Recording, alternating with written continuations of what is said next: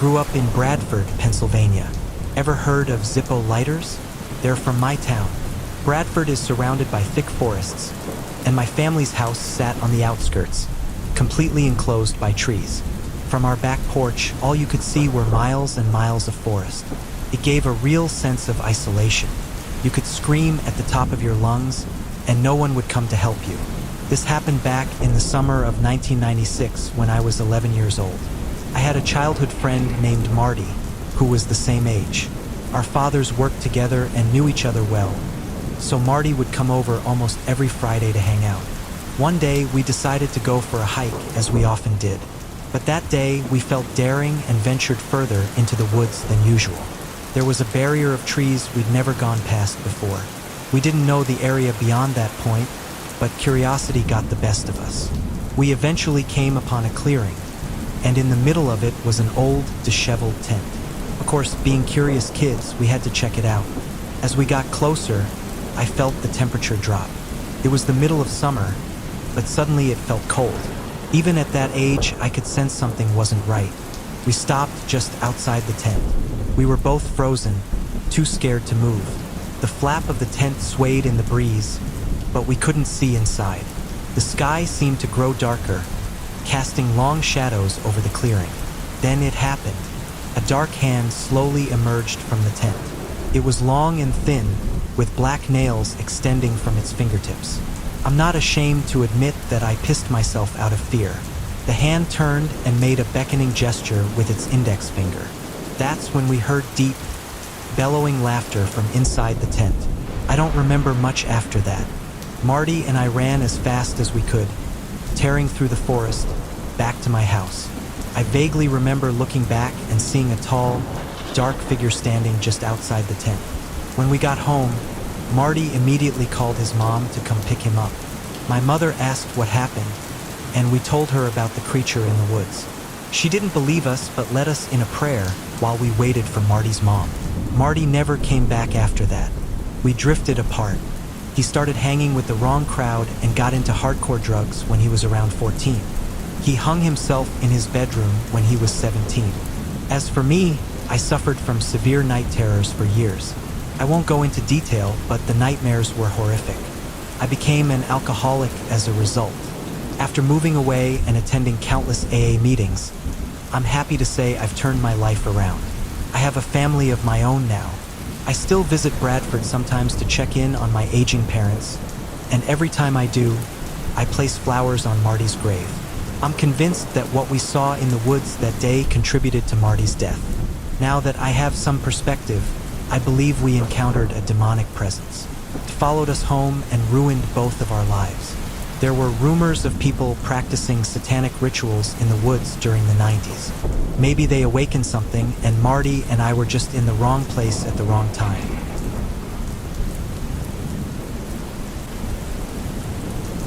This is going to be a long story, but to understand how it all started, we need to go back to the beginning. I'm a happily married 28-year-old woman.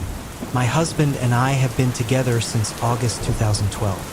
But before I met him, during the summer of 2011, I was dabbling in some pretty dark stuff. I was studying witchcraft, reading tarot cards, and playing with Ouija boards. I'm no longer into that. I'm a Christian now, but my actions then came back to haunt me. At 19, I was in over my head, but curiosity got the best of me. I performed an incantation. I won't go into details, but let's just say it worked. However, as with all magic, there's always a cost. The result started perfectly, but it backfired terribly. Paranormal disturbances soon followed. Knocks on the walls, footsteps in the middle of the night, and terrifying nightmares. First, I ignored them. Fast forward 2 years. I was with my boyfriend, now husband, but we had fallen on hard times and moved into my parents' house, where I had performed all my witchcraft. That's when things took a turn for the worse, starting with my nightmares. They were too realistic.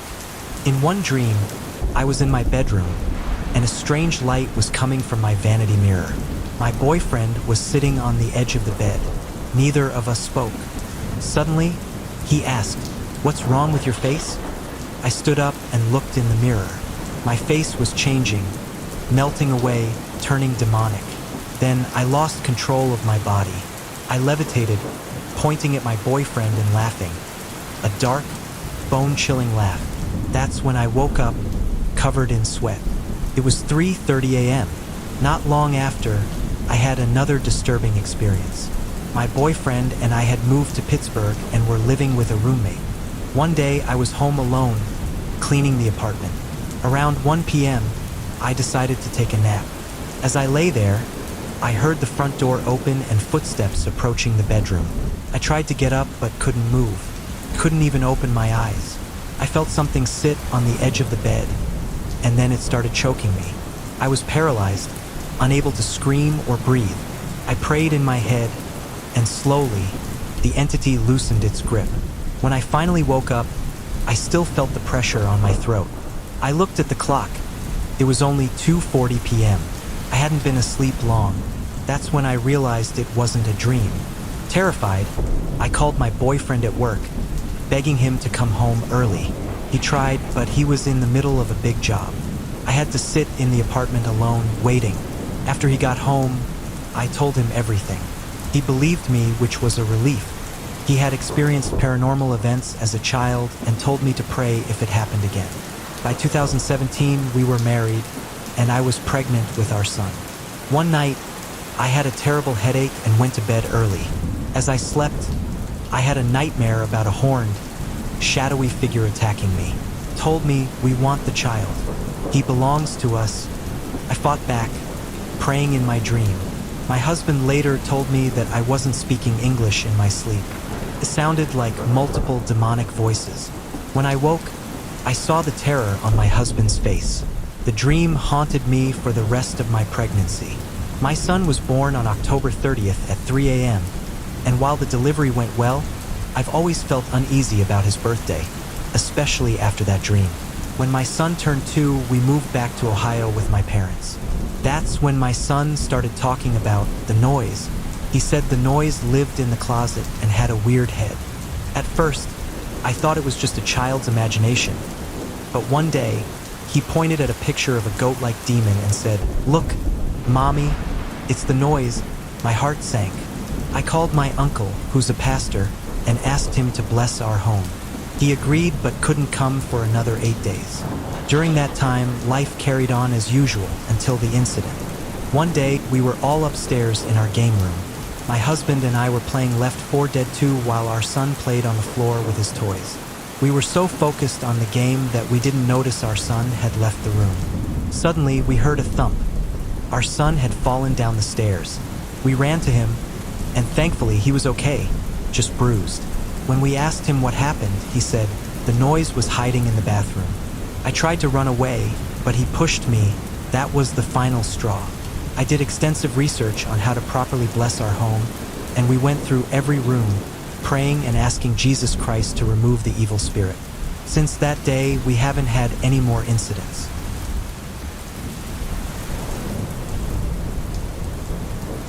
I'm in my late 60s now, and I grew up in the Bronx. The Bronx isn't exactly known for supernatural activity, but I can tell you that a lot of strange things happen in New York. Things you wouldn't believe. Back in 1962, when I turned 7 years old, my grandmother gave me a vintage Mattel Jack-in-the-Box for my birthday. Even as a kid, I didn't like Jack-in-the-Boxes. There was always something creepy about them, and this one especially gave me a bad feeling. But I loved my grandmother, and there was no way I was going to show her how much the toy freaked me out. My mother would have made sure I didn't sit down for a week if I had hinted that I didn't like it. Looking back now, I'm almost certain my grandmother got that toy from a pawn shop. It wasn't new, and I believe it had a previous owner. I think that's important to point out because something about that toy wasn't right. After the party, my dad helped me put all my presents away in my room. I clearly remember putting the Jack-in-the-Box in my toy chest. My family had this tradition where we would gather in the living room and listen to radio shows before bed. When 8 o'clock rolled around, I was told to brush my teeth and go to sleep. But when I returned to my room, I immediately noticed the Jack-in-the-Box was now sitting at the foot of my bed. I remember being confused because I knew I had put it away in my toy chest. I thought maybe one of my parents was playing a prank on me, so I shoved the toy under my bed and went to sleep. For the next several weeks, I had violent, horrifying nightmares. I saw unspeakable things in my dreams, things I now think were of a sexual nature. I would wake up screaming almost every night. My mother, worried sick, took me to the doctor. They ran a bunch of tests and concluded that I was perfectly healthy, but recommended I see a child psychologist. The night I got back from the doctor, everything came to a head. I woke up not from a nightmare, but from that feeling you get when someone is watching you. I had a nightlight plugged in next to my bed, and in its dim light, I could see the jack-in-the-box sitting at the foot of my bed again. Then the unthinkable happened. The crank on the side of the box began to turn, slowly. A distorted version of the melody played, and when the tune finished, the clown popped out. Even though I knew it was coming, it still made me jump. But then, something far worse happened. Standing behind the jack-in-the-box was a tall, black figure. The only feature I could make out was that it had long horns on top of its head. I was raised Catholic, but at that age, I hadn't yet learned about Lucifer or demons. My young mind couldn't comprehend what I was seeing, but I remembered my teachings about prayer. So I closed my eyes and began to pray out loud.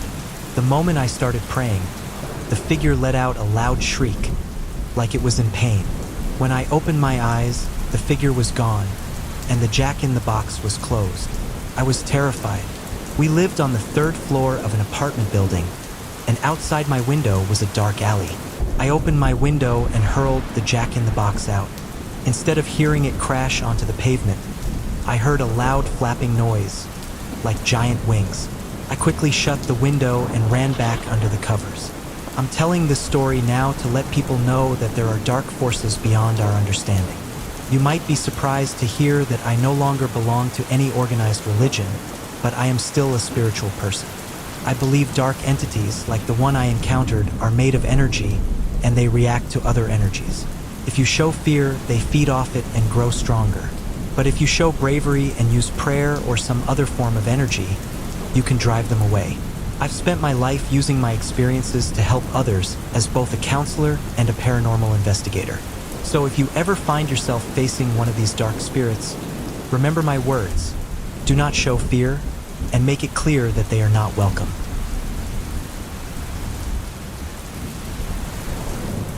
My name is Roberto Lopez. I grew up in Mexico City and moved to Texas in 1998, where I got a job remodeling houses. I worked for a company in Texarkana, a city on the Texas-Arkansas border. We mostly did jobs on the Texas side, but occasionally we'd get contracts in Louisiana or Oklahoma. Most of the crew, including myself, were immigrants, but I was the only one who spoke both English and Spanish. Because of this, I quickly became a supervisor, and before long, I was allowed to take jobs on my own. Since I was a kid, I've been able to see things most people can't. Growing up in a Catholic and superstitious family, I learned to keep quiet about it. One Saturday morning, my boss called and told me to check out a property in Oklahoma the next day. The owner wanted an estimate on some repairs. So I made the 4-hour drive, and when I arrived, I immediately got chills. The house looked like something out of a horror movie. An old, 2-story building with shattered windows, cracked walls, and a roof that looked like it was about to collapse.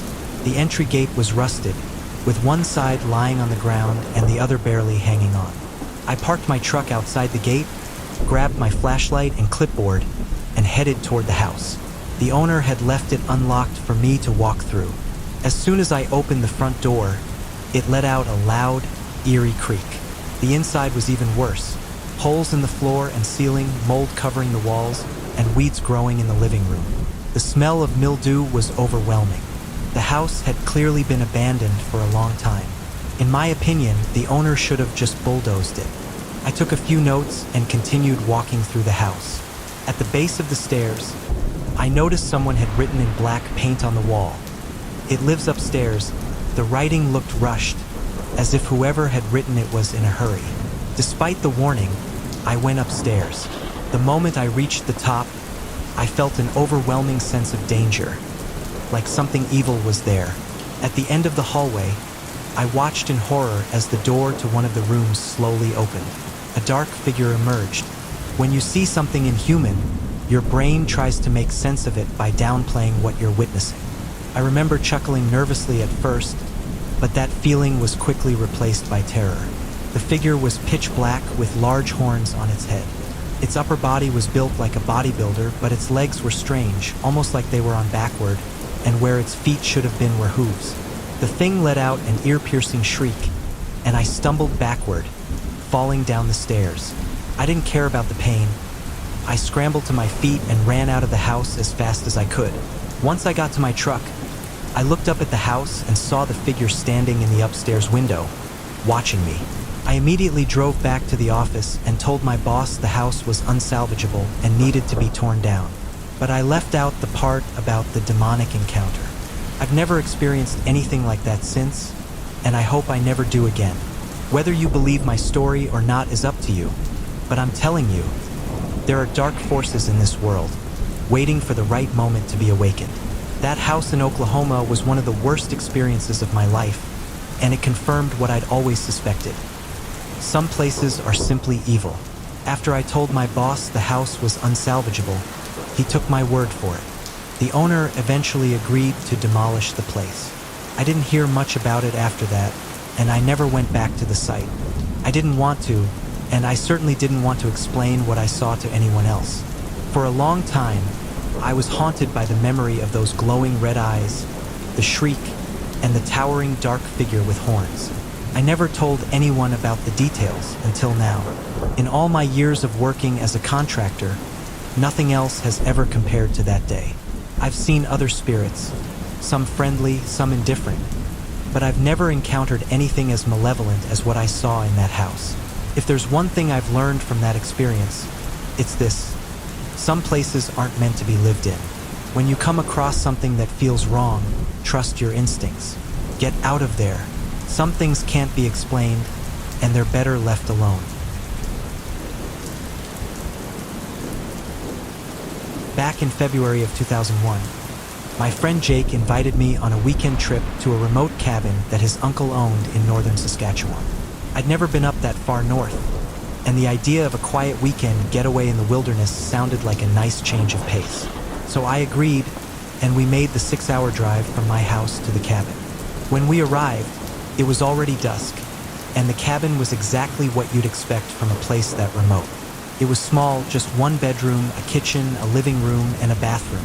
There was no electricity or running water, and the entire place was surrounded by dense forest on all sides. The only way in or out was a long, unpaved driveway that seemed to go on forever. It was isolated, and that's exactly what Jake and I wanted. The next day, we decided to explore the area and gather some firewood. After about an hour of wandering through the trees, Jake spotted something strange in the distance. Nestled among a group of trees was an old, abandoned house. It didn't make any sense. It was miles away from civilization, in the middle of nowhere. Jake, being the adventurous type, immediately wanted to check it out. I wasn't so sure, but I reluctantly followed him. We found a boarded-up window and managed to pry it open just enough to slip inside. The place was eerie. The air was thick with dust, and it smelled of mildew and decay. As we wandered through the house, I noticed a door that led to the basement. Against my better judgment, curiosity got the best of me, and I opened the door. The stairs creaked as I made my way down. At the bottom, I froze. There were candles arranged in a circle on the floor, as if someone had been performing some kind of ritual. I shined my flashlight across the room, looking for any signs of life, but no one was there. I explored a bit more and found an empty alcove behind the stairs. Just as I was about to head back up, something caught my eye. Under the stairs, where there had been nothing just moments before, was a figure. It was completely black, at least 8 feet tall, with glowing red eyes. The hatred in those eyes was palpable. I knew in that moment that I was in the presence of something not of this world, something inhuman. A low, guttural growl came from the figure, and without hesitation, I bolted up the stairs. When I reached the main floor, I found Jake wandering around, completely oblivious to what I had just seen. "We need to get the heft out of here now," I told him, my heart pounding in my chest. We left the house the same way we came in, and though I didn't look back, I could feel the presence of that thing watching us as we fled. That night, Back at the cabin, I told Jake what I had seen. To my surprise, he believed me. I didn't see anything myself, he said, but the moment we stepped into that house, I had this feeling, like something evil lived there. We tried to brush it off and get some rest, but sleep wouldn't come easily. Sometime during the night, I woke up and checked my watch. It was 2:17 a.m. Everything was quiet, but I couldn't shake the feeling that something was wrong. And then I heard footsteps, faint but unmistakable. Someone or something was moving outside the bedroom door. I nudged Jake awake. "What's going on?" he whispered, his voice groggy. "Listen," I said. The footsteps grew louder, heavier. I got out of bed and crept toward the door. Slowly, I cracked it open, just enough to see what was outside.